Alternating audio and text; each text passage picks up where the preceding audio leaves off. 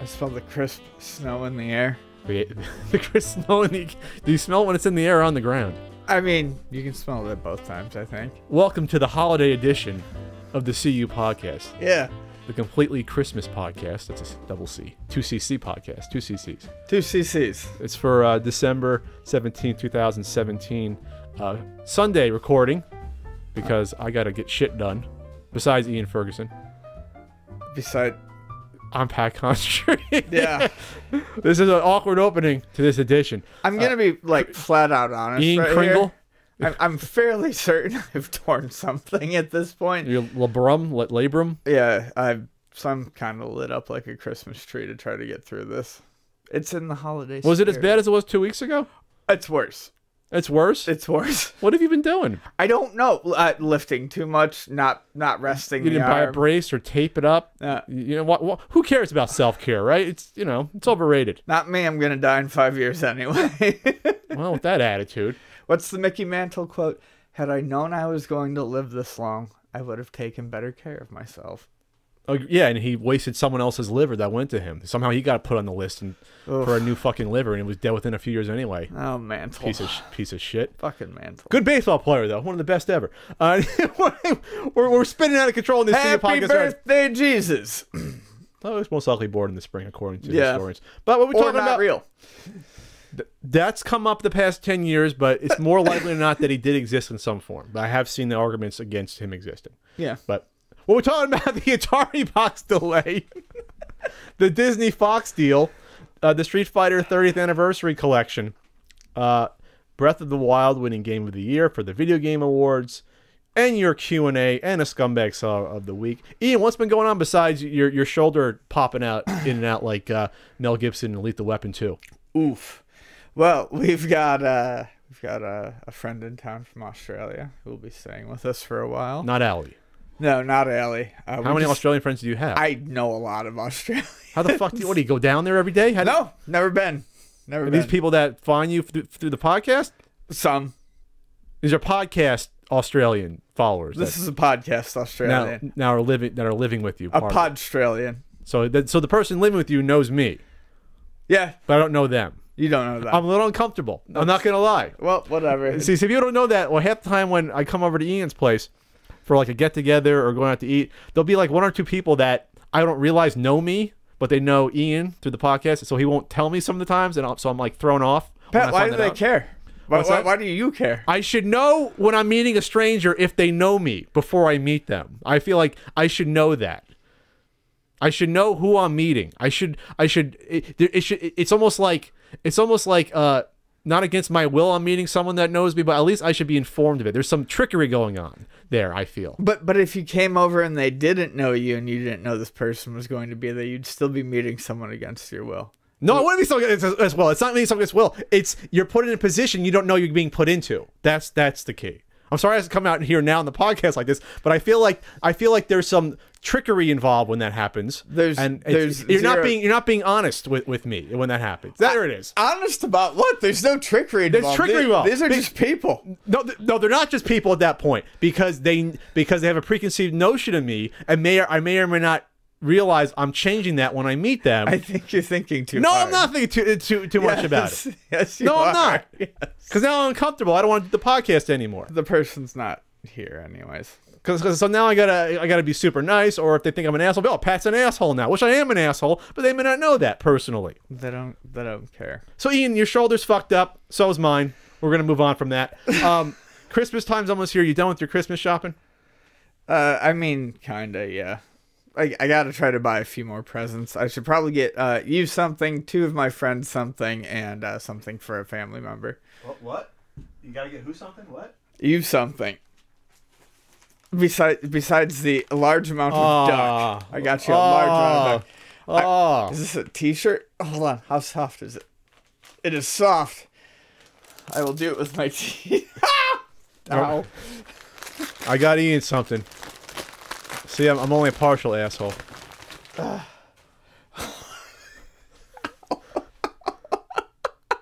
Ian's gripping the shirt while he's laughing. Oh, this is good. This is real good. So this is.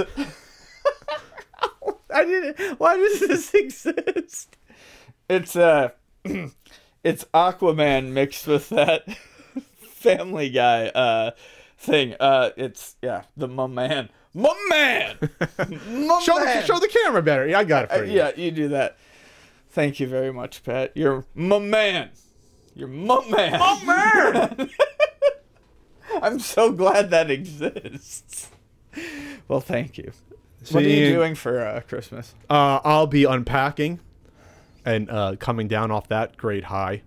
You gonna have 5 minutes to come over for tamales and some food on Christmas Day? Yeah, we'll see. Usually Frank will do this Italian sauce on Christmas Day. That's right. I invite you to that every fucking year, and you always say no. Because I have to host people here. So we might stop by. Maybe me and the missus. Gathering of misfit me and the missus? Toys. Not yet. Me and the lady friend. Whoa! All right. No, there's nothing there. I hope she's not listening. Merry Christmas. That's not a Christmas gift for her. Yeah, all right. So my Christmas giving is just about giving. Buying is done. Gift baskets all around to my family back east. Yeah, because, why not? Whatever. Have a gift basket. What do you want? I'm not going to buy something, wrap it, and mail they're it. Good. What is gift this, the baskets 80s? are good. Gift baskets are good. Wine baskets, like I said before, Omaha Steaks is good. Trying to switch it up a little bit, too, here and there. Besides that, I got to pack and get the fuck out of my place still. So I'm behind there. I got to finish this NES Punk episode, do that, and then ordering a bunch of shit for the house, and I'm going to be in debt by January. Because I'll have 2 mortgages. That'll be fun until I sell my place. It'll be fun. So I'm going to be at SoCal Retro Gaming Expo January 20th and 21st. You can save 10% on tickets. Go to SoCalRetroGamingExpo.com. Use code CUPodcast and save 10% on your tickets. Ian probably won't be there. I'm going to try to pop He's always up invited. Saturday. Oh, well, that's news. Well, if that's the case, then you can be a guest. Well, like I said, I'm going to try. Maybe guest. I get Saturdays off most of the time. If I have it off, then I'm going to see if Lincoln or someone wants to pop up. With a teeny bit of traffic, you're looking at like an hour 40 travel time. If you need a last-minute Christmas gift, go to ultimatenes.com and buy an NES guidebook. And that's what's going on. Real quick, you want to talk about net neutrality? I talked about it a bit on the Not So Common podcast on my stance. We probably agree mostly on net neutrality. Yeah, it's not a very good thing. To have it or to get rid of it? To get rid of it. Okay. I'm sorry. It's not a good thing that we've net neutrality gotten rid of is good. Yeah, net neutrality is fantastic. Which is like 90% of people agree with that it's A-okay. Yeah, 3 people got rid of it. Well, not yet. It's got to go through Congress. Yeah, it's got to go through Congress. 16 states are already suing. California being one of them. And it's a mix of states all over the U.S. It's not just like, this is Democratic states. It's a mix of states. And that's the weird thing. It's a bipartisan issue for as long as it's not a partisan issue about this. This is corporatism versus like a freedom of utility issue to me. That's exactly what it is. It's very much a bipartisan issue. I mean, if the rough estimate is 80% of the public was for keeping net neutrality. That's very much a bipartisan issue, and it's weird to see some people, the few people who have latched onto it, because I think they see it as a partisan issue, but it's not. It's really not. It's not at all. So I'm hoping that it will get, struck down in court again. Am I wrong, or has it already been to court and struck down? I haven't seen that happen yet. Okay, maybe I'm wrong. But net neutrality, I mean, it'll probably go into the federal courts, and then either way, they'll try to pass a law. If it's 80% public support, then again, some gun issues are 89% public support. Nothing happens with them. Yeah. But for something like this, I see there's being something to protect us, because when the only people that are really for it are the fucking cable companies and ISPs, we got a problem. Exactly. Follow the money on this stuff. Those cable companies are so great for consumers throughout the years, not having monopolies and holding us over barrels since the 80s. Well, I'm from Buffalo, and I mean, I know they were elsewhere, but Adelphia was like the only place in the only Western game in town. New York. Yeah, and Adelphia was had a famous lawsuit and problem, way back in the for having monopoly on businesses or in some sort of fraud, overcharging. It was during the Enron problem, but there was all sorts of problems with Adelphia. Well, just real quick, I spoke about this on the Not So Common podcast. In New Jersey, they lobbied forever. New Jersey's corrupt, but if you lived in a certain municipality, you had one cable company. There was no competition at all. Yeah, that's how Adelphia was structured through the government. Talk about bullshit. So either if I lived in one location, you either had Comcast or that's it. You move to another across the state, you'd have some other cable company like Cablevision or nothing. And this is before you had even a DirecTV option, 80s and early 90s. That was it. You were stuck. Right. You want to use your little bunny rabbit ears and your antenna on your roof, or then you don't get cable. Like, that's how it was for a long time. And then the a la carte options, people were begging for years, cable companies, to say, give us besides 3 plans, and all 3 plans still have 50 channels each we don't want. Give us the idea way to go a la carte. So those a la carte channels were ridiculously expensive. Well, they're always just like the HBO and Showtime. But now with like YouTube TV and Sling and other services, they're eating cable's lunch because they're doing the stuff that cable should have been doing 20 years ago.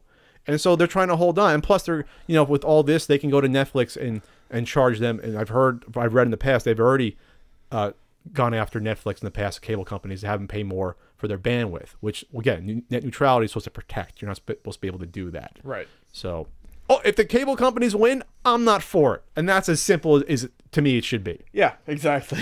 Fuck There's nothing if you're else on the to side it. of cable companies, fuck you out there. Because Right. that's basically what you're doing. You're an SJW for not liking cable companies. All right. I'll take it. So anyway, Ian. Sergio SJW. Sergio Juarez Wendell. That'd be a good name. That's a good name. That'd be a good name.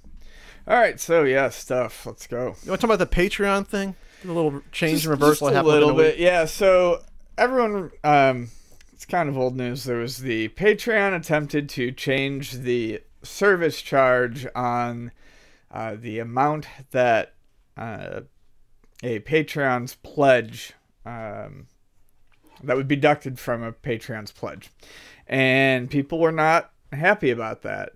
I believe it worked out somehow a little bit in the patrons' favor, but patrons and people who have patrons were both unhappy for 2 reasons. One, a lot of people who have a Patreon really rely on $1 patrons. Okay. And $1 donations. Uh-huh. And the $1 donation basically became a useless donation because such a large chunk was now being taken from it as a Patreon fee. The company was taking that money, which means that let's go over what the changes were real quick. Okay. So before the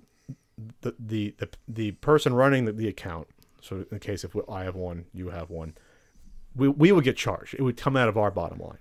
Right. So whatever pledge amount you saw was always going to be a little bit less. Then they try to adjust it in the past to be closer, whatever. So now it was changing to that.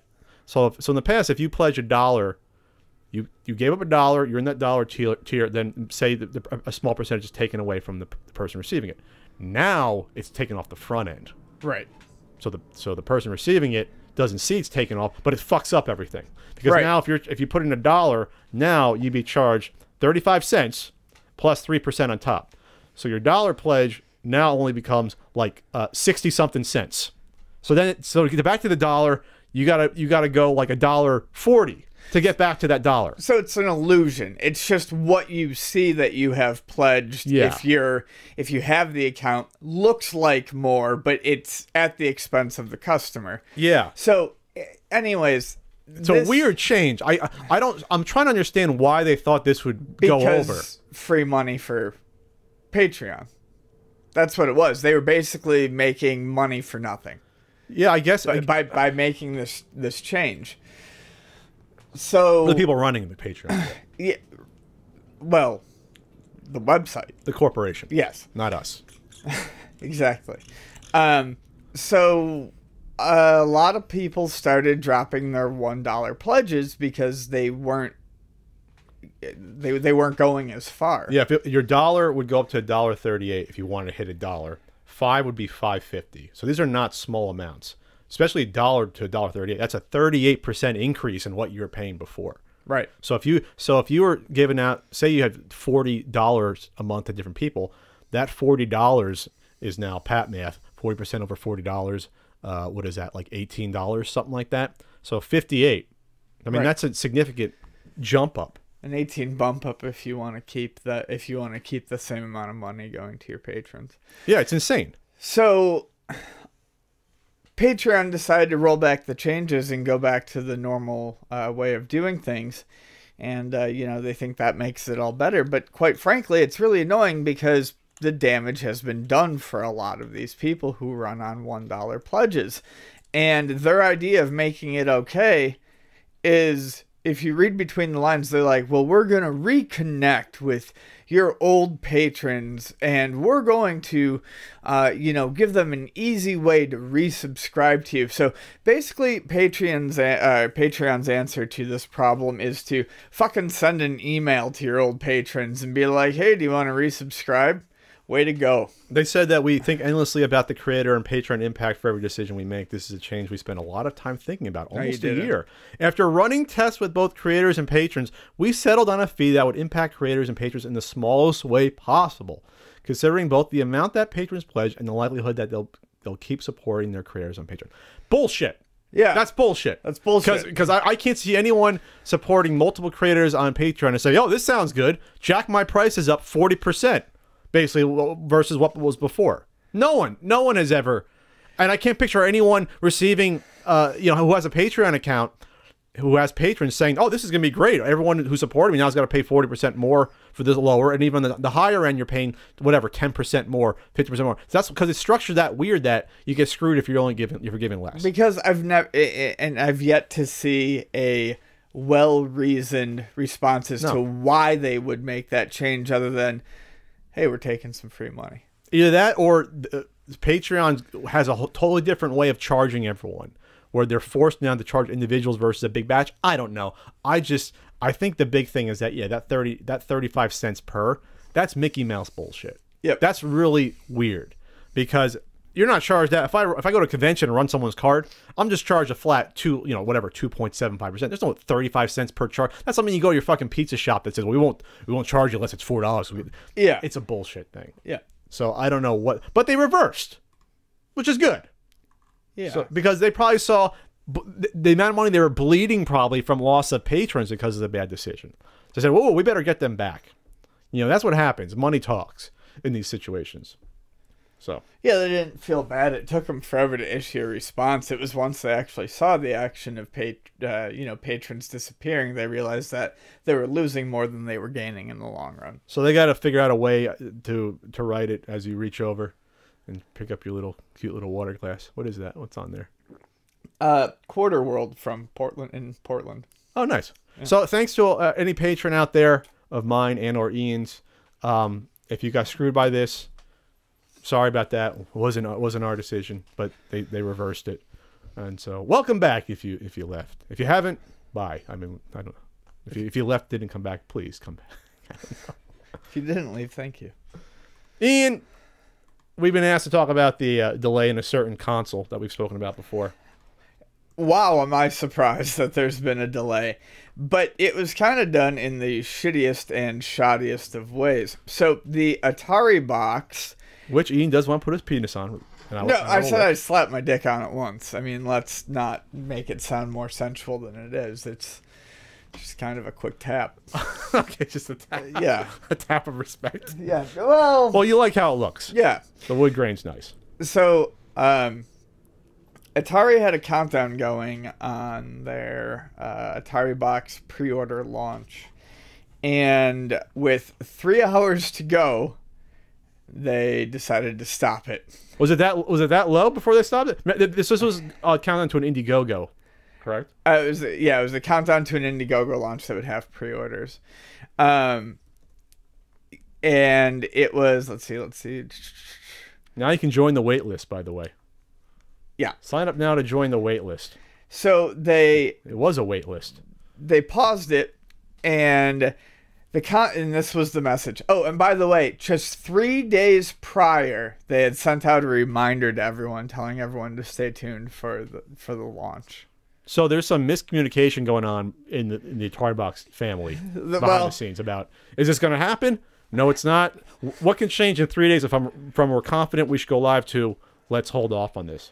Either way, time to turn the days since Coleco Chameleon mentioned card back over to 0. Oh, shit. Really? It went like 4 months without talking about it, I thought. This is a Coleco Chameleon style thing where right up until the last minute they think they're going to pull some magic out of their ass and they realize they couldn't. So here's the message that now pops up. Where's the official message? The countdown to the Ataribox launch on Indiegogo has been officially paused, because of one key element on our checklist. It is taking more time to create the platform and ecosystem the Atari community deserves. Building an Ataribox is incredibly important to us, and we will do whatever it takes to be sure it is worth the wait, Atari said. Okay, only one key element. But what? What is the key element? Interest? A functioning system? A reason to exist? A fucking clue as to what you're doing? An ecosystem doesn't sound like one key element. I mean, I don't know what they mean by ecosystem. An ecosystem probably means developers. Well, no, supporters. The ecosystem can encompass the front end combined with the digital store, the games to be offered, the deals in place for the games that come with it, combined with what's available when it. You know what I mean? Like what is this? What is this box? Why do I? To me, the ecosystem means why do I have this? Why do consumers want to purchase this and still use it a year from now? That's what an ecosystem is. So they haven't even started writing the outline in their spiral notebook. I'm not saying that, but maybe it hasn't been well defined. Can they create this fairly easily? Was it an AMD Athlon-based system? AMD processor with Radeon graphics running Linux. So it's another all-in-one box that we've seen before. So they're fucking doop-de-doo. So they can do that easily, and they can have cute wood grain, and they can put on a little Atari symbol, no problem. But now, once you have this little computer, why do I have this little computer that looks like an Atari? Yeah. Once I purchase it, and I get over the fact that, yeah, it looks like a system that's 40 years old, what do I do with it? Just because you can doesn't mean you should. Yes, Jeff Goldblum. Yeah. What do you do with it? So this isn't E and I being haters on some console, because we were fucking called that with the Chameleon. We were just haters for some reason. Never mind the fact that from the beginning, when it was even the retro VGS, we're like, why does this exist? It's once again, we have a product without a market. There's no consumer base for this. And I think they're realizing that in very nice words. I mean, you're gonna say, well, Pat, there's a market for the the Atari all-in-one boxes and the flashbacks. Yes, because they're built-in games. There's like 60 or 70 of them, and you're paying $50 for that experience, and that's all the experience you want. So you don't have to pay $300 to get the experience that's already existed for the past 10 years at Walmart. Also, that's the only experience the person expected. Yes. With this, they're banking on your nostalgia to perhaps overpay for a cute little all-in-one underpowered PC that once you get past a cute Atari logo that now means nothing to most people, what are you left with? Is there anything you can get out of this box that you could not have gotten out of your PC that already exists, or the Xbox Live Arcade experience that offers all the old Atari games, or the fucking the 30 different flashbacks that exist that you can go buy at GameStop or Target? Atari exclusives. Like what? What in this ecosystem will draw me to this that doesn't exist elsewhere? Yar's Revenge 3. Howard Scott Warshaw out of retirement to do that one. Rated mature. Get him out of his successful psychology practice. Yep. To do that. I mean, again, it's not hating. It's just okay. What are we doing with it? What are we doing with this? You want to blow $300 on it? Feel free to blow $300 on it. But if there's not enough money to blow $300 on it, it ain't never going to come out anyway. If only 100 people want it, they're not going to make it. So there you have it. We're just drunken podcasters. Boom. This is interesting news, Ian. Something that it's not surprising we got to this point. When we first, did we discuss on the podcast no, we didn't discuss on the podcast when it was first announced, and they said, "Oh, the talks are already dead." No. A month back about the deal between Disney buying out every entertainment arm of Fox. This accelerated really quickly. I feel like when you always hear this news, it's always months later than what's actually happening. Right. Because for them to get to the point of it being leaked and reported to like Variety that, oh, talks are already broken down, it happened before. Deals like this don't happen in a week. When you have multi-billion-dollar deals done, this is stuff that takes, you want to say 6 to 8 months at minimum, probably, in order to get ducks in a row and to negotiate and to figure out how exactly is this going to work before you get into it. Are we even going to actually get approval for this with antitrust laws and things like that across the world, not just in one country like the U.S.? This is stuff that takes time to get going. But when you look at what happens in the past, for example, with Marvel Studios not announcing movies for like Phase 4, having like, in the past, it was like, here's the next 5 years of movies. Now it's like, oh, after Avengers, there's like, there's a Spider-Man 2, yeah, but that's really Sony. Ant-Man Wasp. Yeah, but that was pre-announced. And then you got, what else? You have Captain Marvel, but that got pushed back like a year. Mm-hmm. So that's all we know that's coming. So this could be one of the reasons why, because they're waiting. They're waiting on Big Daddy Mouse to make a deal. So Disney has acquired in a deal 21st Century Fox's film and TV studios. And of course, that includes the X-Men characters, Fantastic Four. And really, that's all that's left then, with Spider-Man being still at Sony. Deadpool. Deadpool's an X-Men character, but yes. Oh, well, yeah. So he's part of that whole weird thing. So what this means is that this covers all the TV networks that are not sports and politics and like Fox Business, Fox Sports, the Fox Sports National. It might include the small affiliates, but not the national.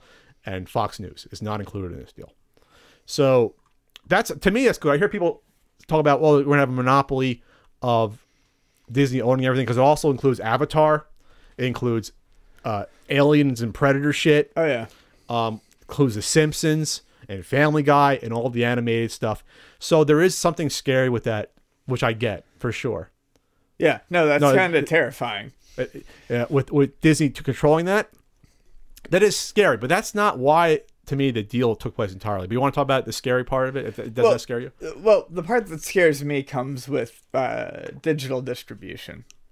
Which I was going to get to, but yeah. Well, yeah, that's what... Is that much more scary than versus owning all these entities? I mean, owning all the entities is scary, but I guess they're both equally scary to me. The digital distribution part can be fairly terrifying, only because they will own so much of it that the pricing on the digital distribution, I mean, where does that go? Well, this is what's going to happen. So Fox has currently a 30% stake in Hulu. So if Disney gains that on top of, I guess, what they already had, they're going to have a majority control in Hulu. Right. That or 30% is already a majority. So that would mean Disney would have majority stake in Hulu, basically control Hulu, which is big. Then they're starting their own Disney branded online streaming service. We talked about that. And they're finally going to get the ESPN one up and running. And that's the biggest cable channel overall on TV. So you have a 3-tiered attack that we now own all this content. So that's a little scary there. Right. But what that also means is that they'll have leverage on every other streaming service. Because right now when you turn on Netflix, I can watch Guardians of the Galaxy 2. I can watch Captain America Civil War. I can watch Doctor Strange.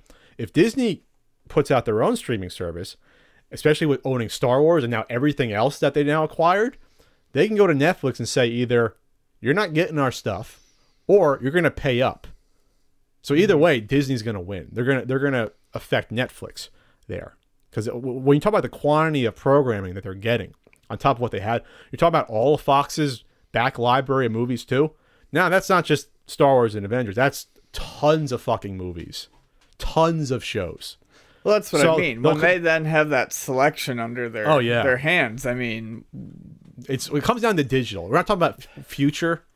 Then again, they've had leverage over movie theaters when it came to Star Wars. That was pretty bad. How they forced the hand of mom and pop, well, even the bigger ones, but I think it was like you have to have Star Wars in your best theater for 4 weeks, and plus you needed like 4 screens of it, which killed smaller movie theaters, or else you can't have Star Wars, The Last Jedi. So it's scary. But we're going to have Fantastic Four probably in Avengers 4, so I'm happy about that. That's a silver lining. People are like, well, it's the death of... Yeah, but, you get to see a proper Fantastic Four before Frank's dead, so I guess that's good too. What was it? It's a deal for like $52 billion? Yeah, you don't make a deal for $52 billion just to get X-Men and Fantastic Four back. No. Because you're not going to make the money back on fucking 2 sets of comic book characters. You're not making that money back. Marvel would rather not have another Fantastic Four comic ever again made versus paying $50 billion for them. But yes, we can get through the scary part of the monopolistic practices of streaming media in the future. But will we see a reboot of the X-Men, though? Yeah, we will though. We will. No, but at least that's good for the X-Men though. Hey, it's great for those fictional characters that I can't wait to watch on the big screen again. But let's talk about that real quick though, because right now you have Deadpool 2 coming out. I can picture Marvel Studios keeping. By the way, Disney has made R-rated movies in the past. They had Miramax making R-rated movies forever. So it's not like you're never going to see an R-rated movie ever again because Disney bought a bunch of no. If they come out with a Predator movie, it'll be fucking R. Get old Arnold back for that. Yeah, Predators, I'm pretty sure, was only PG-13, and that wasn't even under Disney. I think they did Alien vs. Predator 2 PG-13 or some bullshit. I don't know. What? No, that was a hard R. Oh, that was? The first? Was one of them PG-13 or no? The first one. It was? Okay. Yeah. So the whole point is that's not what you should be concerned about, Disneyfying. If they do a Deadpool 3 with Disney, they would probably keep it R. There's no reason not to if the first 2 made money. So that'll stay. They'll reboot the fuck out of the regular X-Men. They're going to... New Mutants 1, that's it. Whatever's in the docket right now that's all you're going to see. There won't be a New Mutants weird horror trilogy. That ain't going to happen. I'm looking forward to that, actually. No, it does look interesting. It's different. But what I'm saying is, that's it. Right. That's all you're going to get. Now we're going to reboot it for Phase 4. Fantastic Four, they're filming Avengers 4 right now. They could easily put a cameo in at the end of 4. Hell, they could put a cameo in at the end of the one coming out in May if they wanted to. How do you do that, Pat? How do you combine them? Real simple. Doctor Strange says, hey, see that multiverse? Fantastic Four and X-Men exist there. Now they're here too. There you go. Yep. Problem solved. Yep. And we get rid of the shitty Inhumans after that. Everyone will be okay. Probably. So anything else to add? I'm excited. With dangers aside, I'm extremely excited to see Fantastic Four done right. I am extremely excited for that. I'm excited about the X-Men, but I'm not excited about the end of the world. Disney's not taking over the world. Amazon will. There'll be Amazon versus Disney when all of us die in between. That's what's going to happen. Okay. There'll be a nuclear fallout. Fair enough. With Disney-shaped fucking bombs with ears dropping on us. Mickey Mouse bombs getting dropped. That's how the end of the world's going to be. So. All right. All right. This is an interesting sort of announcement that... Street Fighter 30th Anniversary Collection coming out. Yeah, this is huge, and it looks like it's going to be fantastically well done. It's being done by, hold on, pause. Yep, excuse me. It's being done by Digital Eclipse, who has done a lot of work with Capcom in the past. They did the Mega Man Collections 1 and 2, I believe. They also did the Disney Afternoon Collections. And now they're doing the Street Fighter 30th Anniversary Collection that'll come out on PS4, Xbox One, Switch, and PC. There is 12 games on this thing. I mean, it's insane. Let's run through them. The original Street Fighter, Street Fighter 2, Street Fighter 2 Championship Edition, Street Fighter 2 Hyper Fighting, Super Street Fighter 2, Super Street Fighter 2 Turbo, Street Fighter Alpha, Street Fighter Alpha 2, Street Fighter Alpha 3, Street Fighter 3, Street Fighter 3 Second Impact, and Street Fighter 3 Third Strike.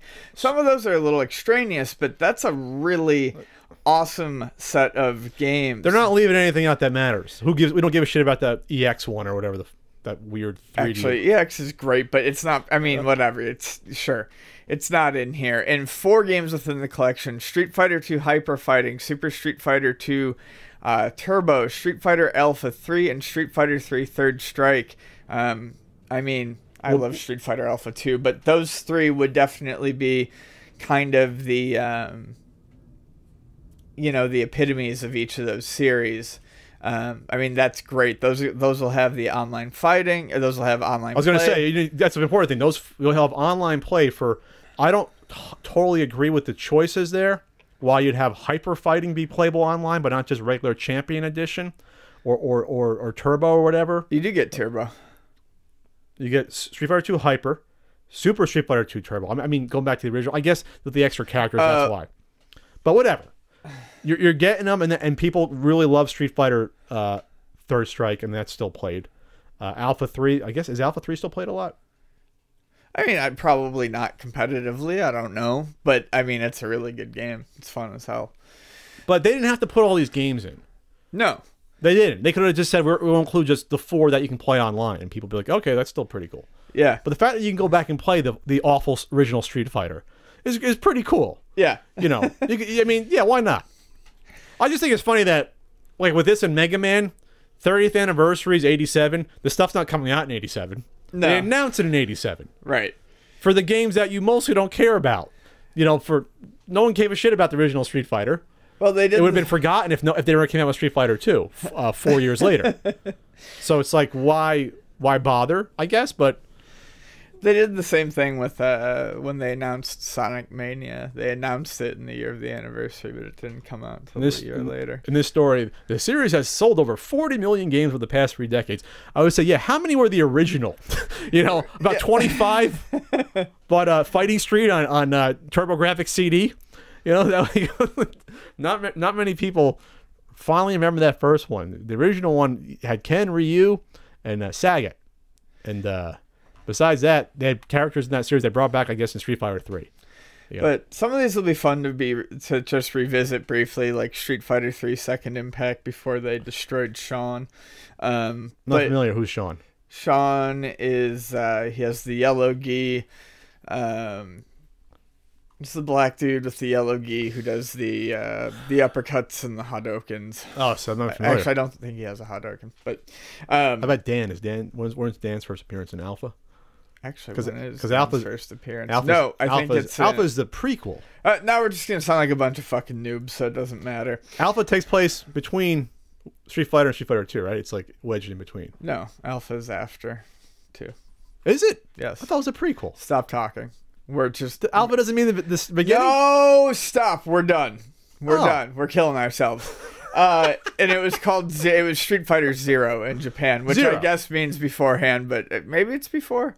I don't know. I don't care. One of us is going to look like an idiot. We're both in the comments. Let us know. I thought Alpha was the prequel. We're done with to this Street Fighter 2. Oh, he's not as confident anymore. No, neither of us are. I'm just saying I just thought that's what because we're dying. We're like I'm not dying. I thought it wasn't Charlie in Street Fighter Alpha before he got changed into Blanca, so that'd be a prequel, wasn't it? Ian. On to the next topic. Ian. Breath of the Wild, The Legend of Zelda. Yeah. Breath of the Wild. Just won Game of the Year at the Video Game Awards. Originally it was Spike, and now you just watch it streaming online. Run by Jeff Keighley, does a pretty good job running this. Yes, they are 3 to 4 hour semi-commercials. Developers come on and hawk their new games. We understand that, but that's the only way you're going to get these shows to exist. I don't think I've ever watched one. I used to watch a chunk all the way through. This time I watched for like 10, 15 minutes here and there. I'm just like, I'm done. I don't know if they had Chick Hydro Man this year, though. I don't think they had him this year, did they? I do actually mean to watch them just because people seem to think they're kind of fun, but I always there's always premieres. I'm usually at work for them. They had the really weird 8-minute Death Stranding trailer short story. Yeah, did you see that? No. You didn't watch that? No. I heard there was like a baby in an ear. It's a cool looking movie, but you're gonna have to play that somehow. I don't know how you're supposed to play that. I don't know how you're supposed to play that. Have a baby inside Norman Reedus. I don't know how that works. We'll find out. Given a thumbs up or whatever. It was bizarre. It was gory. It was weird as hell. And supposedly, I think what they said was you don't understand what's going on in the game until like 6 to 8 hours, and you kind of get a feel for what the hell's going on, or something like that. Where like you're really not sure what's happening. Okay, USA. Okay, USA. But anyway, Legend of Zelda: Breath of the Wild gets Game of the Year. I'm very happy about that. You want to put that like where you can reach it? Yeah. No? Okay. very happy about that as a person who has not experienced it on his own yet, but watched Vani play it, you know, for quite a few hours. It's just an amazing looking game, and to watch her fall into it as hard as she did, and to hear about others' experiences with it, it sounded fantastic. Obviously, I wouldn't have been able to cast a vote for it without playing it, but no one's ever said a bad thing about it. You haven't played it at all? No. This is a modern game that Pat's actually played a decent amount, and Ian has it. Holy shit. Yeah. Wow. Because there was so much talk about it, I just wanted to put it on hold until I had, you know, beaten some other games and could go into it a little bit more fresh. But it's really interesting and nice to see Nintendo win a Game of the Year. When's the last time that happened? Well, they probably were nominated for Super Mario Galaxy, but I would imagine. Did they win for that? And that was like 2007? Let me try to look while you talk. Okay, so we all know that this game was supposed to come out 75 years ago. Nintendo pushes it back and pushes it back so they can have it come out and be a Switch launch title. That was their gambit. To have something the Switch could depend upon when it comes out in March, which is a strange year for a new console to come out, and the Switch had to be successful, or else Nintendo would go just to your iPhone in the future. No, they'll be okay either way. So the gambit worked. There are way too many Game of the Year awards. Never mind. It's an excellent game. It comes out. It's heralded. It's a Game of the Year candidate as soon as it comes out. You can see that the care that went into this, lovingly so. It's a beautiful game to look at, just to be in their experience. The music, just the ambient feel. You can get lost in this game. You can absolutely get lost. I have not played the other Game of the Year candidates. Can't say I have. But that said, this is an excellent game. This is one of those games that come around once every 15 years or so. You're like, holy shit. You know. So I have no problem with them winning. Nintendo wins. That's good for them, obviously. But the Switch is so far, you know, already a runaway hit. And this sort of just pays off Nintendo's bet to push us back. Because years from now, people will forget that this was even on the Wii U. You know, they'll be like, oh, it was a Wii U game? Yeah, well, it was supposed to be. And they said, no, we're going to, fuck you, Wii U owners. We're going to make sure the Switch is a success. And put it on, but I don't care about that. Because otherwise I'd have nothing to play the first few months of the Switch. Because everyone was just playing this and Bomberman when it came out. I think some of the most interesting things in the game are the,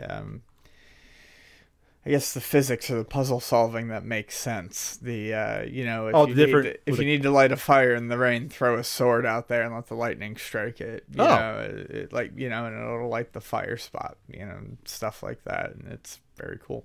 They put a lot of thought into it. Yeah. They've been working on this game for probably like 6 years. So, I mean, yeah. So, I mean, of course, they're going to be thinking about it. And they just had their 2 DLC packs come out. So the second one just came out. Champions Ballad of the Champions. What is it called? I don't know. But those, to me, seem to be entirely different games. Like, you can do a whole lot more. I don't care about Nintendo having a motorbike. Link having a motorbike. I don't have like a little moped. I don't care. I think that's pretty neat. I mean, if you're gonna get on that, but not get on the fact that there's fucking tanks in the game, basically running around. Like, there's a bunch of robotic shit already in the game. Sure. It's already a mix of, you know, magic and technology. So well, it's also DLC. You could just, you know, you cannot buy it. Fucking ignore it or just not write it. But if you already played the game, maybe you want to have you want to jet around in a little. After the game and 1 DLC pack, you've played the game proper. You've earned it. You've earned it, casual. You played the game for 195 hours. How much has Vonnie played it? Probably 200 hours. I don't even know. Probably 200 at this point. I mean, I probably have only 25, 30 hours into it, and I feel like, holy shit, I've played a lot, but I still haven't scratched the surface yet. You know, doing it. So, was that a prequel? That game? I'm kidding. Anything else to add here? No. You happy? What was Nintendo's last game of the year? We don't know. We don't know. Nintendo Game of the Year. Someone's breaking into your house. Possibly.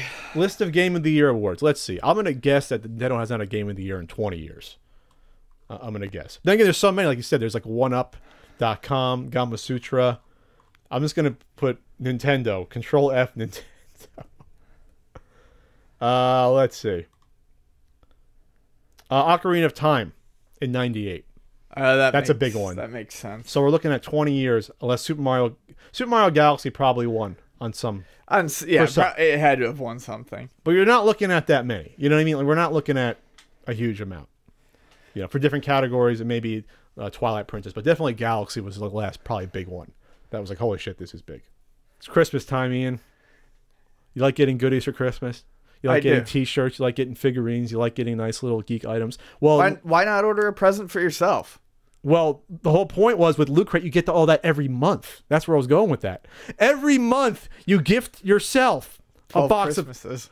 Yes, it's like it's a Christmas or a Hanukkah every month. You get an exclusive T-shirt. You get exclusive figures. You get goodies from franchises like Destiny 2 and Guardians of the Galaxy and mystery franchises. Especially if you order by the 19th, you get the Explorer.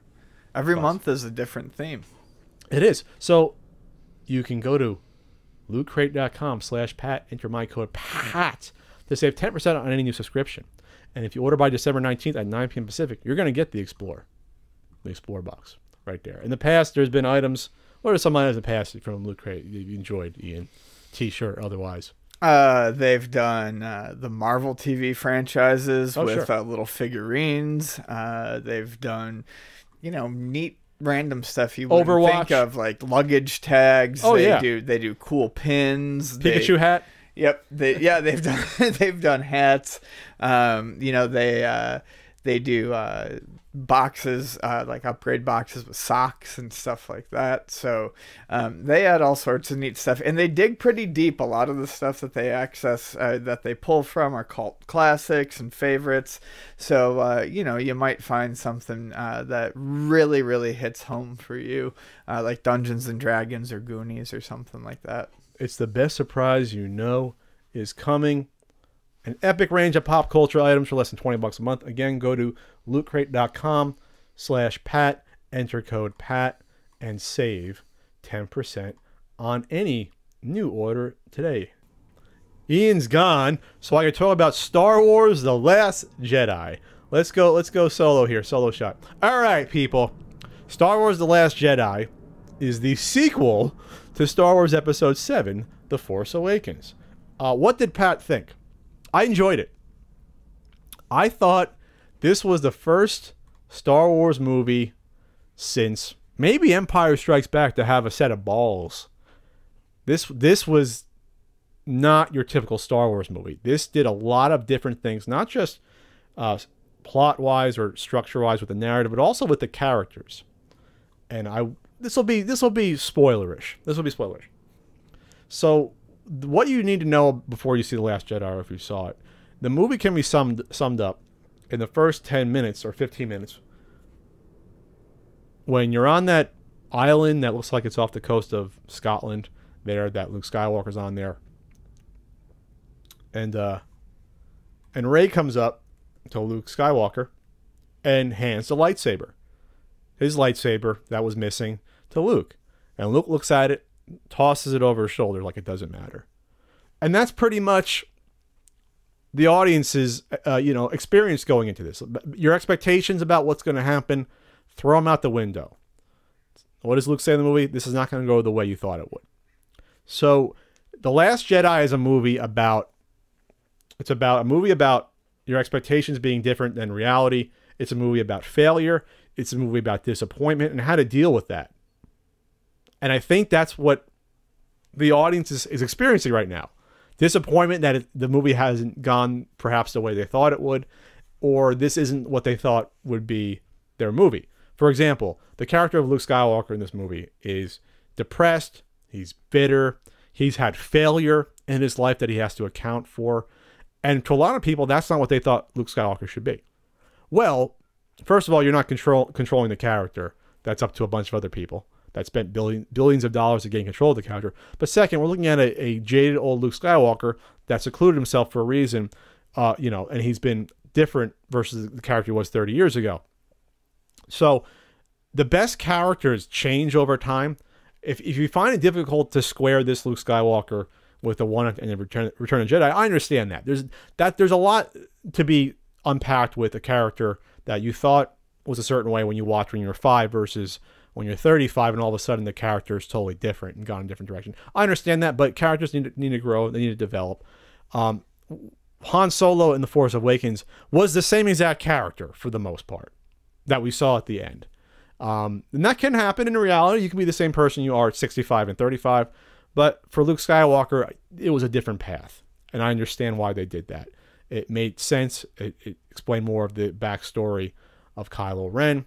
So I don't have a big problem with that.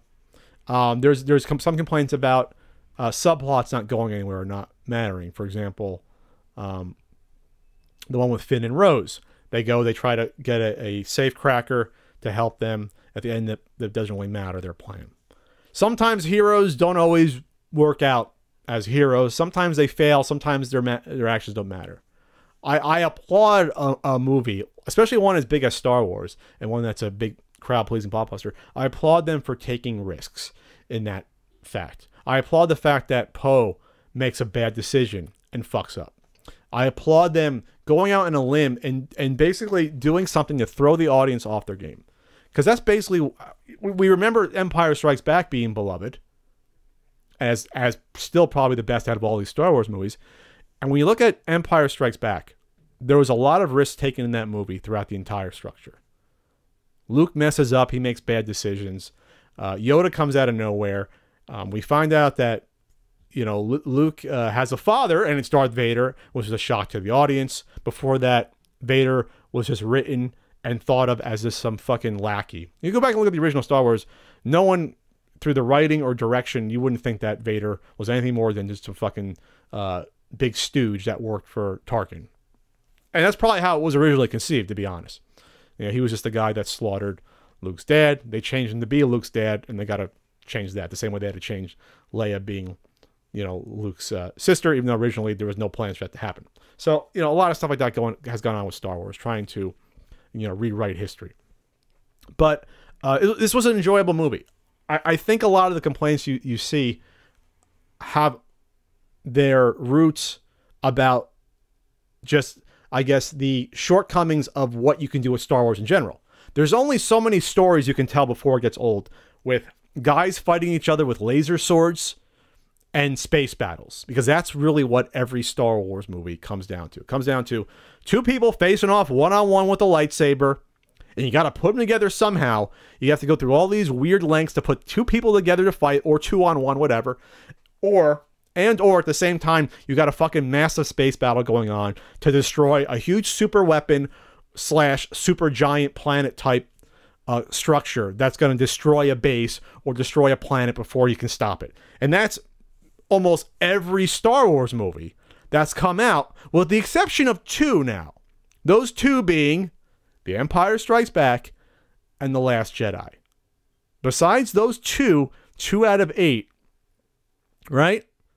Well, no, I'm not really counting the prequels. I guess. No, even with the prequels, you have them blowing up a big base in the first one that they have to blow up, and Attack of the Clones, which to me is the worst one. That's a mess. And Revenge of the Sith is a plot to kill Jedi. Let's throw out those prequels. Those are a weird side story on their own. Okay, out of these 6 movies, 1, 2, 3, 4. Out of these 5 movies, there are, let's see, 3 Death Stars, right? 3 sort of Death Stars out of 5. So they got to change it up. So I get that. I love the fact that, spoilers, Rey's parents are nobodies. That's fine to me. Anakin's his mother was a nobody. We don't know really what the father was. That's a weird story. Was it something magical with the Force impregnating Shmi Skywalker or whatever? That's weird. Sometimes heroes come from nowhere. There's a lot of little hints in this movie about that being a theme, about, you're a nobody. I mean, Finn is a nobody, stormtrooper. Doesn't really have a real name that we know about. He's nicknamed Finn, right? Small heroes. This is the shedding of the, at this point, unnecessary Skywalker saga that should end. If you want to say Star Wars is all about the Skywalker saga, then at some point you're going to run out of steam. I don't want Rey to be a Skywalker. I'm fucking over it. I'm over it. I'm over the Skywalker saga. It should end. So, and that's what this movie's done. This was, if episode 7 was a nostalgia, soft reboot where they make sure they pleased everyone, this was not. This was, fuck what you saw in episode 7. We're going to do our own thing. We're going to kill off most of the rebel resistance, which they kill off like 95% of. we're going to kill off Luke Skywalker, and he goes out. Well, he has his moments. He goes out, and we're going to start afresh, and we're going to kill off and change the underwritten characters from episode 7, like Snoke gets killed off. Pretty good scene. I don't give a shit about Snoke's backstory. Remember, when you saw Return of the Jedi and Empire Strikes Back, there was no real backstory that you knew about to the Emperor. It was just some weird-ass guy in charge. Same with Snoke. Get rid of him. Not interesting. It's not. It's about Kylo Ren's development, not Snoke. Not interesting to me at all. Just isn't. And I think that's the problems people saw. It's like, oh, I wanted to hear more about Snoke. Well, tough shit. He's gone. But now this is the freedom. Because before this point, you knew exactly how episode 9 was going to go. You were going to get some sort of redemption with Kylo Ren, taking down Snoke. You were going to have them blow up another Death Star. You're going to have another happy ending. Now it's almost like the slate is almost clean, where you almost can't predict to a point where episode 9 is going to go, besides them taking down the First Order. That probably is going to happen to some extent. But you don't know how it's going to happen. You don't know who the leader is going to be. You don't know, hey, maybe Rey goes to the dark side in episode 9, and maybe Kylo Ren turns good. Maybe they do something there. You don't know as much. Of course, I can just be spitballing here. So I enjoyed this movie a lot. Was it perfect? No. There's some minor plot holes here and there. I think there's pacing issues. They probably could have shortened this movie by 10 minutes easily. Did I have to see Luke drink alien titty milk? Probably not. I thought it was a little weird to see that. Could have been more training with Luke? Sure. There could have been more scenes of Luke training. There really was nothing with him really wielding a lightsaber. But I think they're done with fan service now. This movie has a lot of balls to do what the audience did not expect, and I applaud them for that. Because if this was another episode 7, where it's like, yeah, this is fun, but more fan service. Let's see every other minor character. Like, it's surprising how little in this movie, how little R2-D2 there is, how little C-3PO there really is. Admiral Akbar's killed after a single line, and he's killed off screen. Nia Num still exists though, because you gotta have him for some reason. But no, I like I said, I enjoyed it. The only thing I would probably say about it is that I fucking love, spoilers, the fact that Yoda comes back, and it's not the shitty prequel, dumbass, warmongering, flipping around toad Yoda. It's the wise, sage, yet goofy a little bit, humorous Yoda from Empire and Return of the Jedi. It's the Yoda that we grew up with. It's the Yoda that was missing from the prequels, where I was scratching my head like, this is not Yoda. The Yoda that says war not makes one great. That's the Yoda I love, not the fucking General Yoda telling the clone troopers where to fight. That's not Yoda that I like. I never needed or wanted to see Yoda with a lightsaber, and this was not that Yoda. This was the nice Yoda. And they used it. They used a puppet, at least for the close-ups. It was puppet Yoda. It was Frank Oz in there, hand up Yoda's ass, doing puppet Yoda, and it was fantastic. So I applaud that. I like the fact that they threw out. I wonder if J.J. Abrams knew they were going to throw out a lot of this stuff. Knights of Ren, nowhere to be seen. That is interesting because I'm not sure they're going to bring that back in episode 9 at all. Or that was just something they're not going to tie up, that they thought, oh, that's a bad idea. We're not going to talk about the Knights of Ren anymore, helping out Kylo. That is something to me I think they could either address or talk about more. Other than that, I don't think there's a huge amount for me wrong with this. Again, there's only so much you can do with the Star Wars story. There's only so much you can do. So if you feel that they could have done something better, I'm really curious to know what they could have done differently versus what we haven't seen in 8, 9 other movies if you include Rogue One. What other type of story have you not seen at this point, or that you could possibly see with these sort of characters out there? How many different types of X-Wing versus TIE fighter fights can you see? By the way, to me that was a big highlight of the movie, was the first opening space battle. It was pretty suspenseful, with Rose's sister making a cool sacrifice. That to me was sort of one of the highlights early on. And then Rose's character herself, could be developed a little bit better. That to me needs some work. But there you have it. There's my review. There's my review for Star Wars: The Last Jedi. If I had to place it on my Star Wars scale, it would probably be third. Empire, New Hope, Last Jedi. That's how I would mark it on my list. And then right after Last Jedi, you'd probably, on a good or bad day, it would be maybe Jedi can make it just for nostalgia over The Force Awakens. But I love Han Solo in Force Awakens, and in Return of the Jedi, looked like he didn't want to be there because there was nothing written for him in Return of the Jedi. So there you have it. So Ian, you can come back in now, buddy. Ian, do we have a scumbag? Scumbag. A seller? That's Seller. That's a scumbag. Seller. Of the week? Week. That's Christmas edition. Christmas edition. Because, we can't get past anything being scalped. Any Nintendo item at this point. Any Nintendo item. And, we all knew it was going to happen. So I didn't know this was going to happen. I'm not shocked. We knew this was going to happen.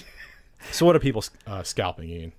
That Super Mario Odyssey cereal with the little amiibo tucked into the cardboard somewhere. Right now, people are asking $24.99 for a box of cereal. Richly fortified in vitamins, as long as you also eat a dozen eggs with it. And this one is the scumbag seller, and I'm sure. Well, there's plenty. Of them. We're going to go over a bunch of them. This one here, we've got this one. It's Urban Art Lover. They've got some pictures of a lot of boxes of cereal. Toys and Stuff 247 looks like they bought 20 of them.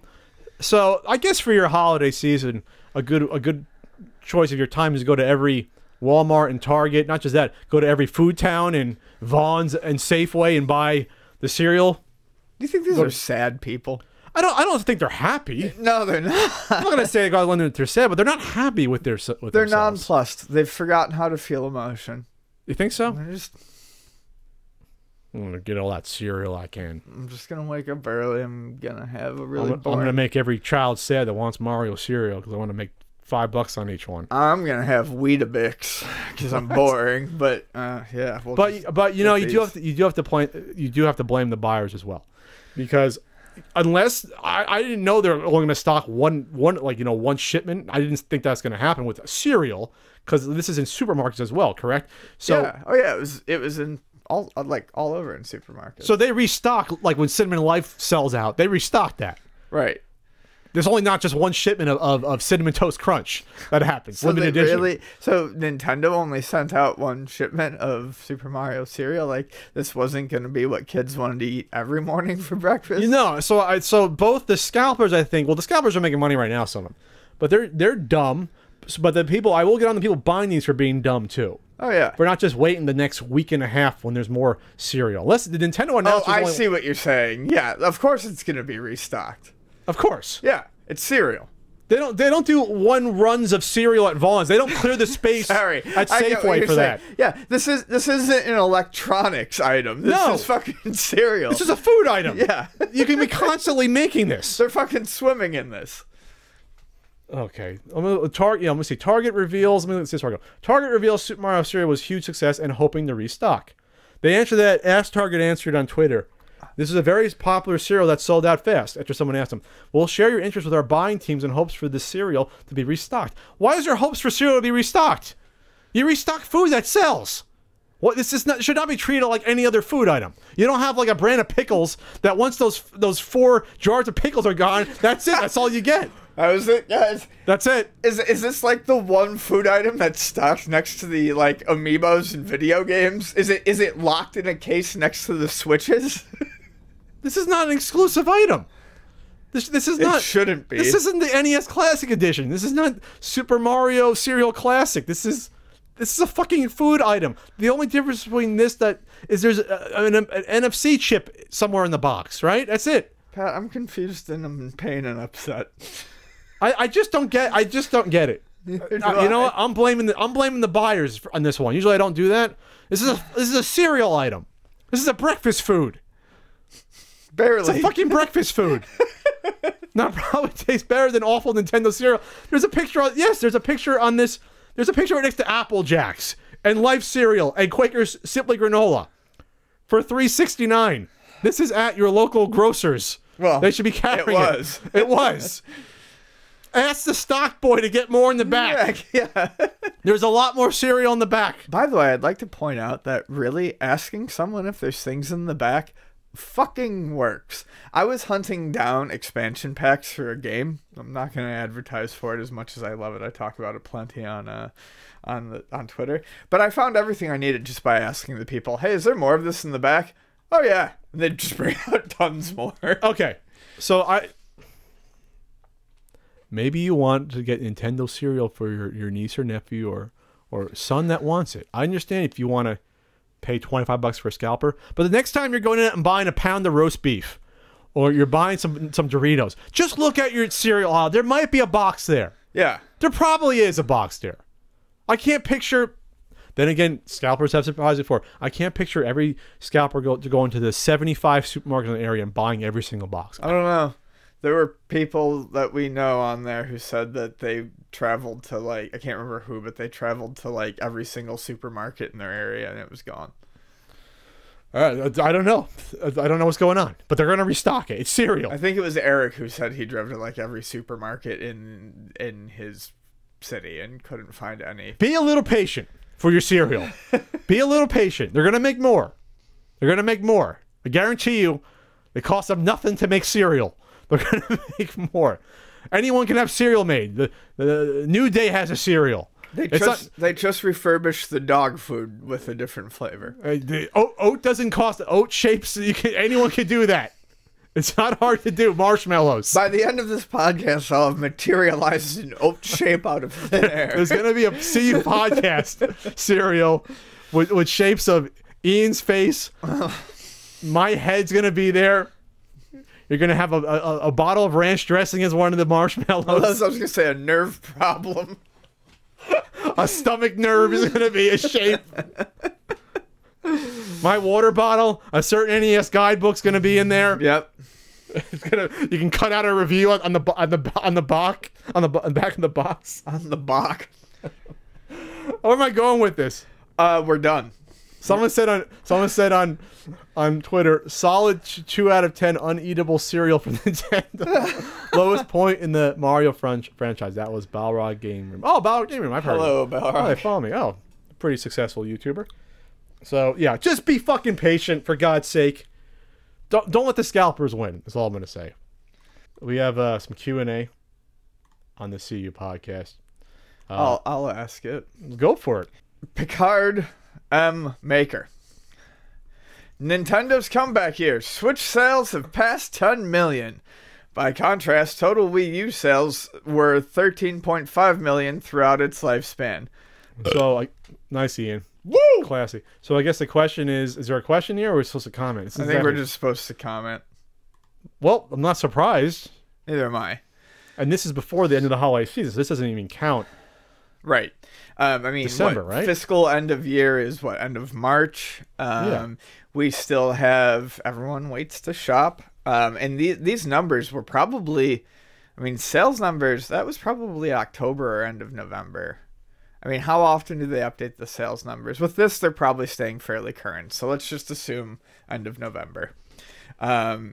They still don't have any of the numbers from December, and I would imagine. Yes, this is, I think the 10 million is before the holiday. Yeah, so before it's complete. So it's definitely not, it's not forecasting December.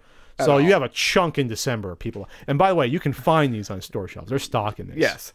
Yeah, they're not overstocked, but you can find them. And don't forget, January is a pretty big sales month for a lot of retailers too, because people end up with cash in hand. Cash, gift cards. Yeah. So, January will probably move a lot too. It'll be very interesting to see. I don't know if they'll necessarily surpass the Wii U by then, but it's definitely not unthinkable. By March? Yeah, well, yeah. By March, I think it'll be close. By March. That's what I'm saying. It's not unthinkable. I predict it would. Yeah. Because we don't know. They announced it Nintendo on December 12th. I don't know if that counts the first 2 weeks of December. Probably. I don't know if they can know that quickly, but it definitely doesn't count 2 weeks before Christmas and a week after, and you have a chunk of sales there. I'm going to be crazy. I'm going to say 14 by the end of March. We'll call it right 14. Now. 14. 14, and then a year later, it'll be up to like 25, 30. And then you're off and running to the races to get up to like 40 to 50 at that point. Yeah, Sony just announced like 70. 70 million, which is, that's a good number too. Insane. And was that 5 years? 4.5, yeah.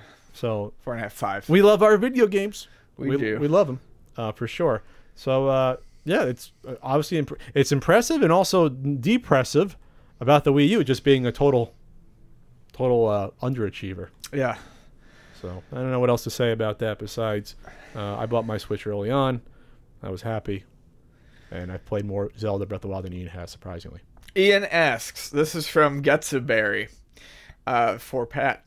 Thoughts on YouTubers having vids stolen, edited to show no trace of the original maker? Not even a simple credit, and people actually benefiting from stealing others' content is recently talked about widely. So this was brought to my attention via Space Hamster. His name is Jeff. He's friends with Austin, Peanut Butter Gamer. I believe I met Jeff at Portland either last year or the year before briefly. Very busy time last year, hard to remember. But he put out a video highlighting a channel with like 250,000 subscribers. It's a Spanish-speaking channel where for his videos and others, we're not talking overdubs, because I've seen like my videos and like James's videos stolen where it'll be the entire video and they'll just overdub the language. I see. This is what I thought you were talking about. This is them taking the video and pretending it's their original creation by cutting out the dialogue of the original person and just basically redoing the dialogue, cutting out images that are like in English and redoing it. So this is beyond just an overdub. This is just direct plagiarism. Oh.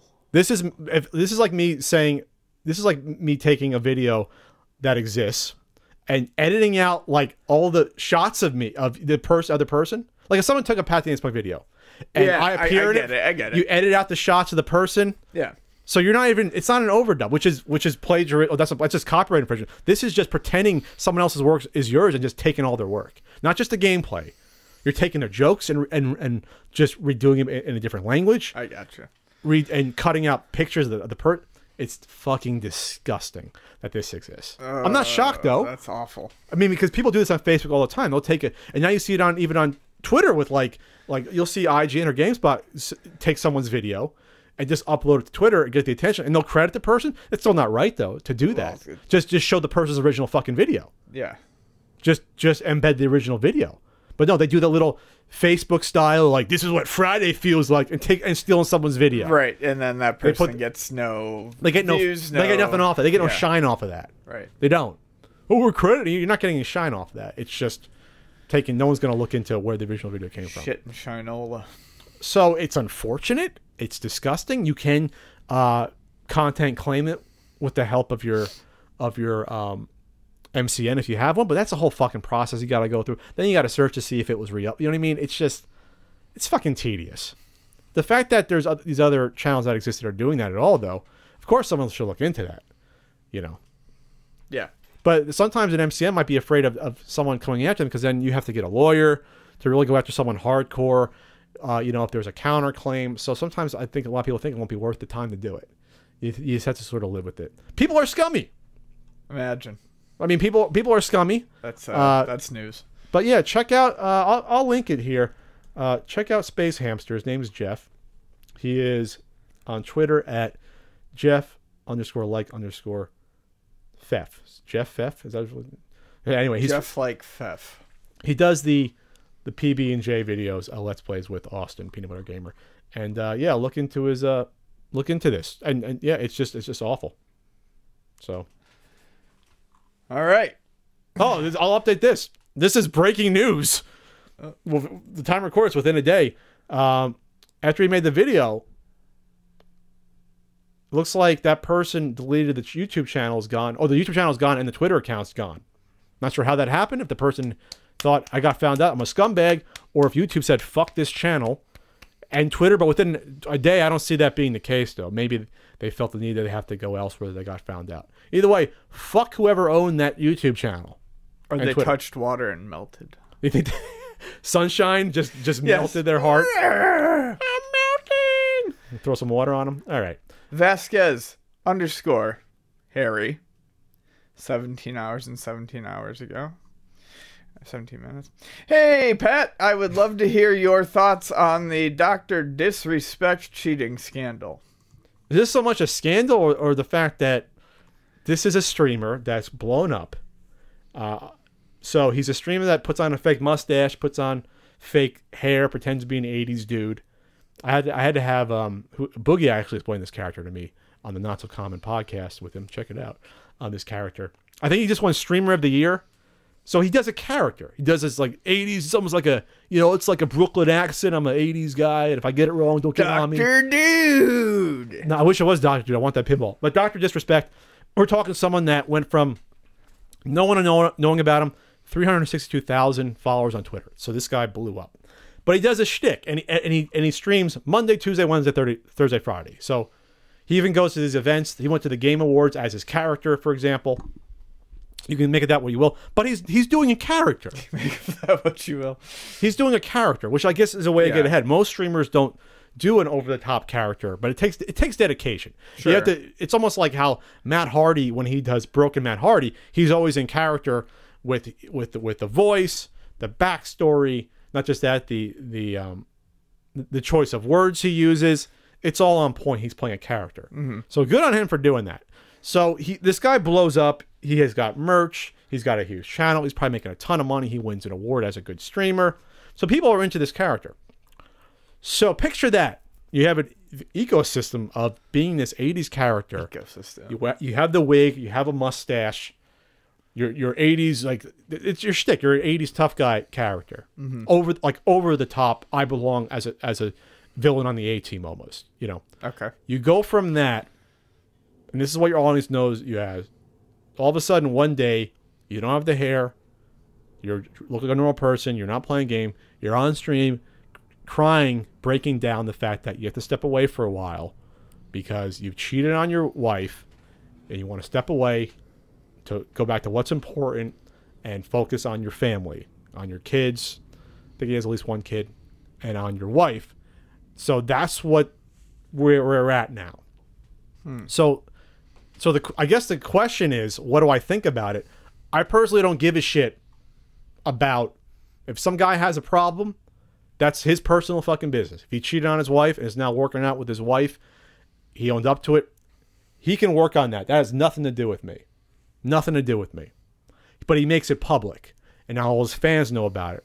And he didn't necessarily have to, unless it was going to come out. But whatever. He does it himself. He owns up to it.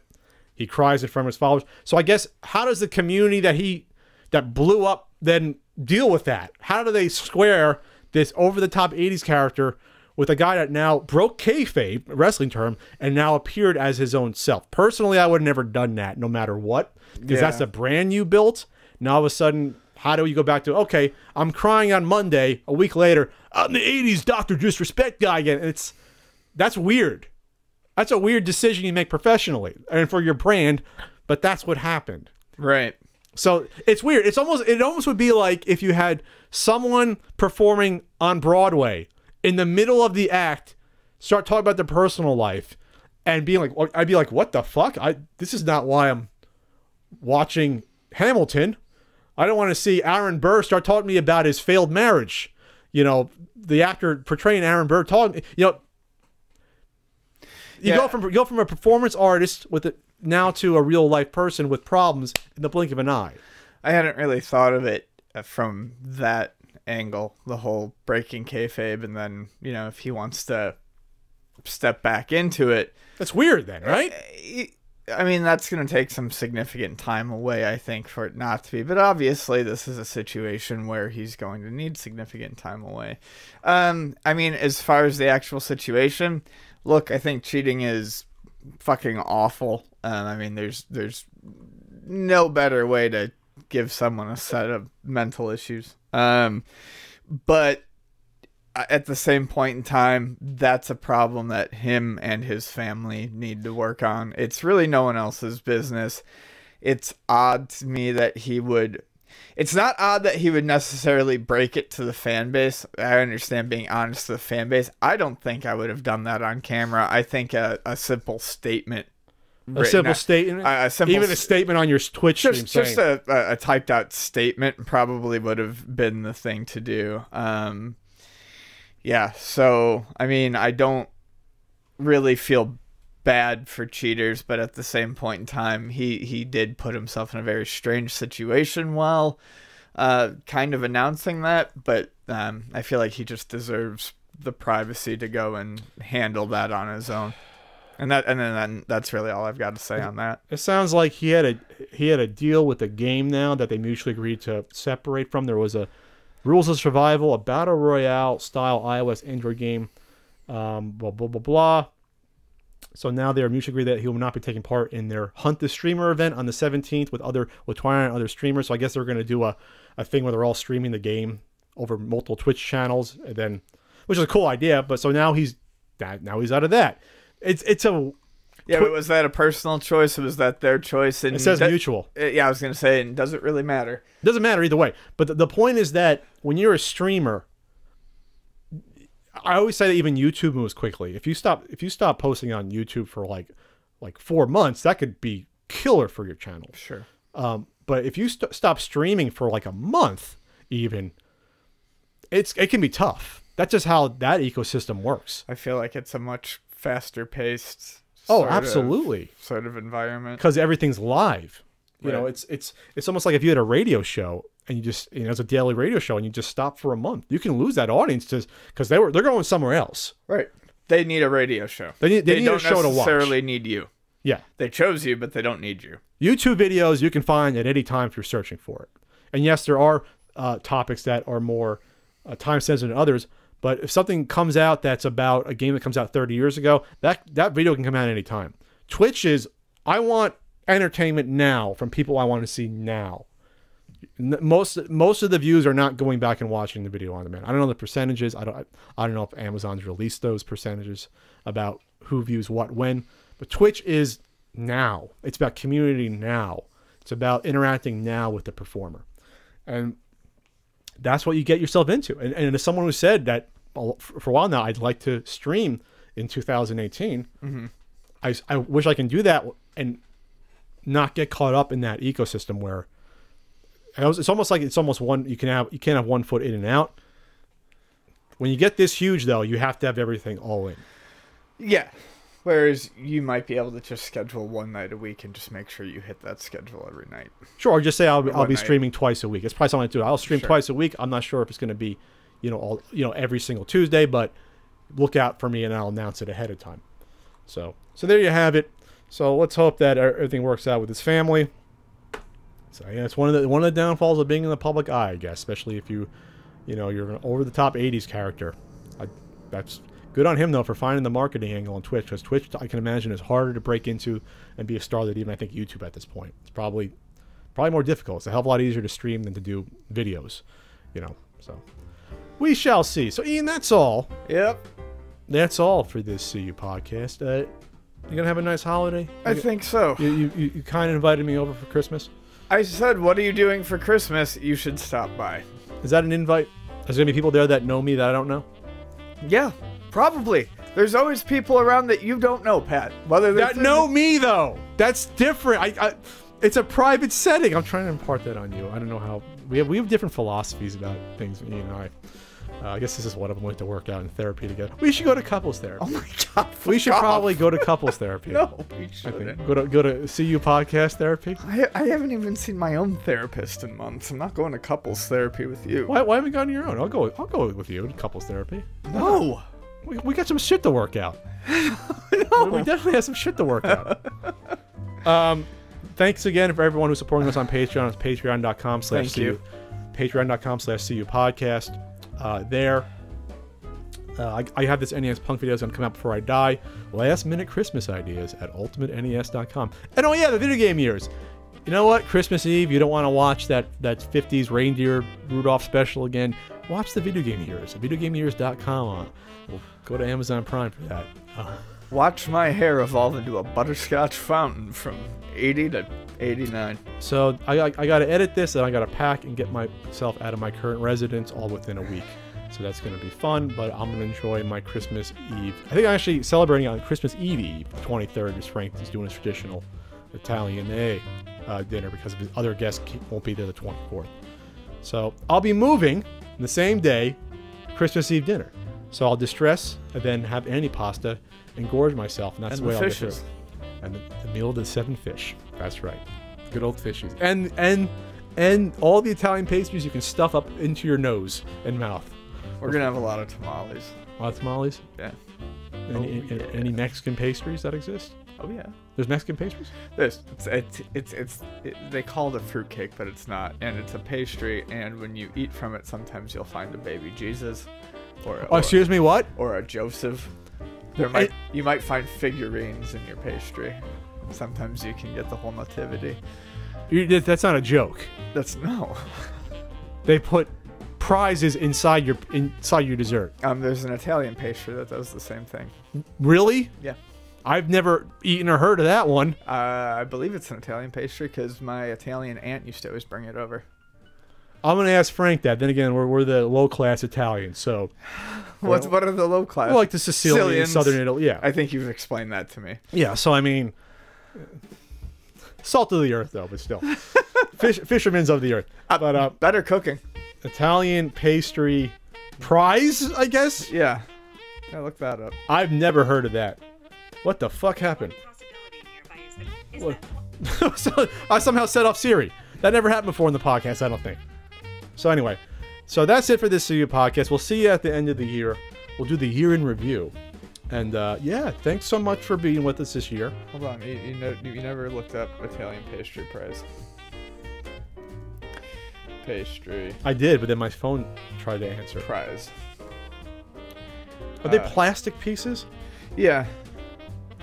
I mean, I don't know. I can't find an answer here, but it exists. It's a fucking thing. I don't think it does, Ian. It's a fucking thing. I've never seen it. Ask Von. Well, okay. The Italian one, I don't know the name.